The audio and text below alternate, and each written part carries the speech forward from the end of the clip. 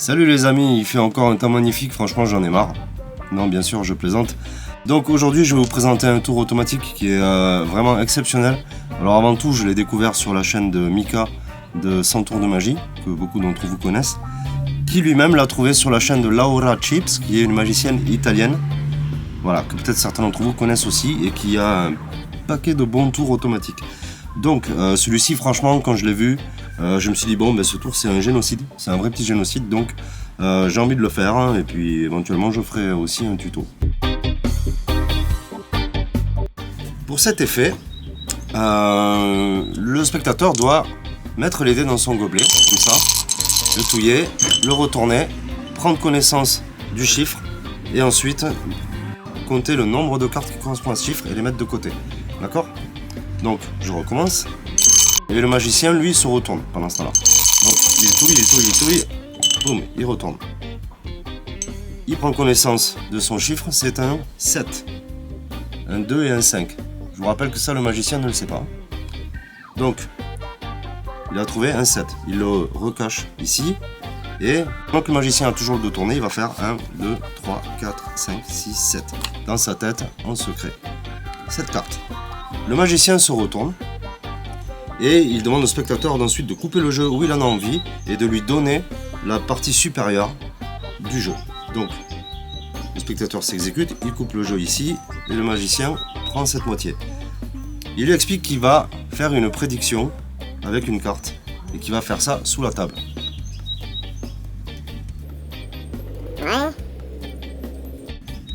Ok, très bien. J'ai ma prédiction que je pose ici.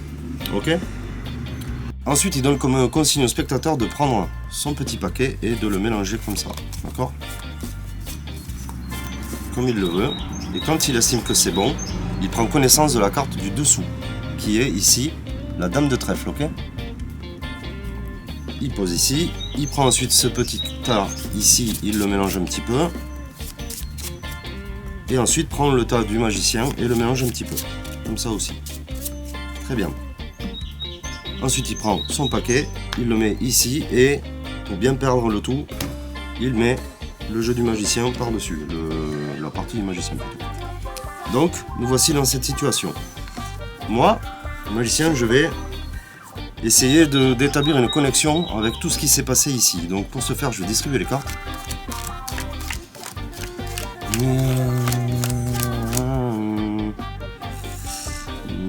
Non. Plus.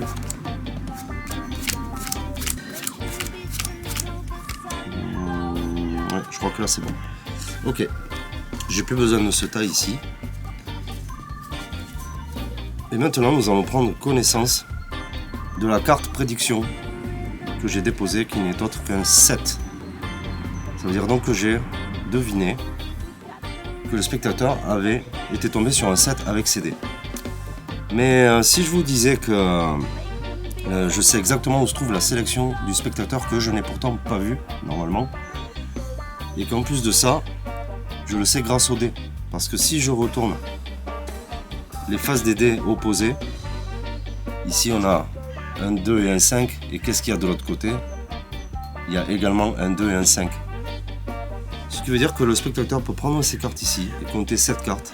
1, 2, 3, 4, 5, 6. Et en 7e position se trouve la carte qu'il avait choisie tout à l'heure, secrètement, et dont j'avais absolument pas connaissance, et j'avais ni connaissance du chiffre des dés. J'avais connaissance de rien en fait. Je savais rien, je sais rien. Là je le sais parce que j'ai regardé, mais je peux le faire à n'importe qui. C'est pareil, voilà. Donc ce tour est vraiment exceptionnel. Bravo à Laura, merci à Mika de 100 tours de magie de l'avoir fait découvrir. Et maintenant, place aux explications. Sincèrement, un tour comme ça, automatique en plus, c'est juste ouf. Moi je trouve ça vraiment ouf et excellentissime. Donc, pour ce tour, vous avez besoin d'un jeu normal de 52 cartes. Vous virez les jokers et éventuellement les cartes double dos, etc. Toutes cartes en plus, quoi, duplicata, etc. Ensuite, vous avez besoin d'un gobelet, d'un verre, un récipient opaque et de 2 dés tout à fait normaux. Et la partie la plus importante, c'est qu'il y a une préparation qui correspond ici à une séquence de 11 cartes que vous devez disposer comme ceci. Un 2, un 3, un 4, un 5, un 6, un 7, un 8, un 9, un 10, un valet, une dame. Vous pouvez mettre les couleurs que vous voulez, ça n'a aucune importance. Tout ce qui compte, c'est que la séquence soit dans cet ordre, en commençant d'abord par le 2 et en allant jusqu'à la dame.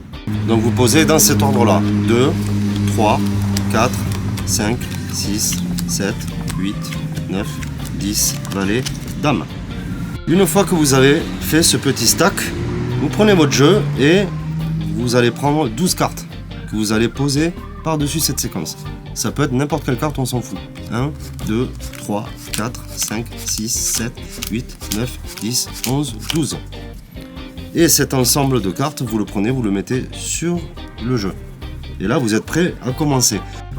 Vous donnez vos instructions à votre spectateur en lui disant qu'ici, il y a 2 dés tout à fait normaux et qu'il va devoir se servir de ce gobelet pour mélanger les dés et tomber sur un chiffre complètement aléatoire. Et qu'à partir de là, il faudra qu'il prenne le nombre de cartes correspondant à ce chiffre sur le dessus du jeu. Ok, donc pendant ce temps-là, vous lui expliquez que vous aurez le dos tourné et que vous ne verrez pas ce qui se passe. Ce qui est complètement vrai. Donc, il touille, il retourne. Hop, il tombe sur un 6. Donc, évidemment, il dit rien, il reste silencieux. Il remet le gobelet par-dessus et il prend le jeu et il compte 6 cartes. 1, 2, 3, 4, 5, 6. Ces 6 cartes, il les met de côté. Ou il les garde avec lui, il peut les cacher aussi, hein, bien entendu, il n'est pas obligé de les poser là. Parce qu'à ce moment-là, le magicien se retourne. Et il demande au spectateur de couper le jeu sur le dessus et de lui donner la portion du dessus. Donc le spectateur coupe le jeu, ici. Et maintenant, le magicien explique que sous la table, à couvert, il va faire une prédiction. En fait, ce qui se passe sous la table, c'est qu'on va compter toutes les cartes qu'on a en main. Parce que ça va être important pour la suite. Mais, première chose qu'on va devoir faire, c'est, une fois qu'on arrivera à la 11e carte, et ça sera toujours la 11e carte, on va l'enlever, on la mettra sur le dessus, avant de continuer à compter ce qu'il nous reste. Et cette carte sera donc la prédiction. Et vous verrez que cette 11e carte tombera toujours sur le chiffre qui a été trouvé avec les dés. C'est complètement barjot, quoi. Donc, sous la table, on compte en silence, dans notre tête. 1, 2, 3, 4, 5, 6, 7, 8, 9, 10, 11. On retire, on met dessus. 12, 13, 14, 15, 16, 17, 18. Donc là, on prend notre carte, la 11e, qui est donc un 6. Déjà, ça commence bien. On le pose ici. Et en fait, rapidement, on a compté 18 cartes. Et on va additionner 12 à ces 18 cartes. D'accord ? Donc, ça nous fait 30. Et ça, c'est le chiffre qu'on garde en tête. Maintenant, à partir de maintenant, on garde ce chiffre en tête jusqu'au bout. Donc 30, 30, 30, 30. Très bien. Une fois qu'on a fait ça, on demande au spectateur de reprendre son paquet et de le mélanger. Nous, on ne regarde pas, on se retourne, ou alors il peut le faire sous la table, peu importe. Et une fois qu'il a mélangé, et là, il peut vraiment faire ce qu'il veut. Il peut mélanger comme il a envie. Il retourne et il regarde, il prend connaissance de la carte du dessous, sans rien dire. Donc ici, on a un 3 de pique. Ensuite, le magicien lui demande de prendre les paquets ici et de les mélanger. Hop. Le paquet du magicien également. Autant qu'il veut. Et maintenant, il prend son paquet, son petit paquet qu'il pose par-dessus le tas qui est ici et qu'ensuite le tas du magicien, il le remet par-dessus. Histoire de bien perdre les cartes. À partir de là, nous on sait qu'on a le chiffre 30 en tête. On va faire un peu de comédie. On dit qu'on va essayer d'établir une connexion entre les cartes ici et le gobelet, les dés et la carte prédiction. Donc on va compter 30 cartes, mais on va le faire en plusieurs étapes. On va faire comme ça par exemple. 1, 2, 3, 4, 5, 6, 7, 8, 9, 10, 11, 12. Tout ça dans notre tête. Hein. Non, c'est pas ça. 13, 15, 16, 17, 18, 19, 20, 21. Non plus. 2, 3, 24, 25, 26, 27, 28, 29, 30. Ouais, donc là on a nos 30 cartes ici. Maintenant, ce qu'on fait, c'est qu'on va révéler notre prédiction en prenant connaissance des dés. Donc, soit on retourne la carte d'entrée, soit on regarde d'abord les dés. Moi, je pense que c'est pas plus mal de regarder d'abord les dés. Donc, on prend la carte ici, on soulève, et là, donc, on constate qu'on a nos 6. Ok, très bien, on regarde bien ce que j'avais prédit. Un 6. 6 de pique. Déjà, c'est quand même assez fort. Mais, on lui dit, c'est pas tout.